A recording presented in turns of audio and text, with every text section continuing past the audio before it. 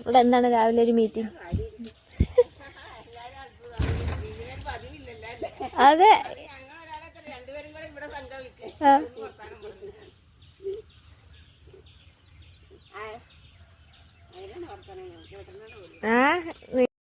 ചേച്ചിയുടെ സുഭദ്ര ചേച്ചിയുടെ ശബ്ദം കേട്ടാട്ടോ ഞാൻ രാവിലെ എണീറ്റ് വന്നത്. കുറച്ച് കഴിഞ്ഞ് സുഭദ്രാമ ഞങ്ങളുടെ വീട്ടിലേക്ക് വന്നു. വേറെ ഒന്നിനല്ല.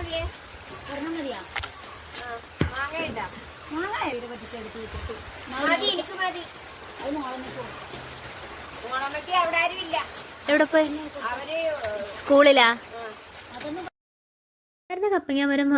കപ്പങ്ങ മൊത്തം മരത്തിൽ നിന്ന് കുത്തിയിടുന്നത് ഇവരോട് രണ്ടുപേരോടുള്ള സ്നേഹം കൊണ്ട് മാത്രമല്ല കേട്ടോ. ടെക്നിക്കലി വെയിറ്റ് കൂടിക്കഴിഞ്ഞാൽ എൽസുവിൻ്റെ കപ്പങ്ങ മരം ഒടിഞ്ഞു വീഴും. ഇങ്ങനെയൊക്കെ ആണെങ്കിലും എൻ്റെ മേലെല്ലാം കൊടുക്കുകയൊക്കെ ചെയ്യും കേട്ടോ.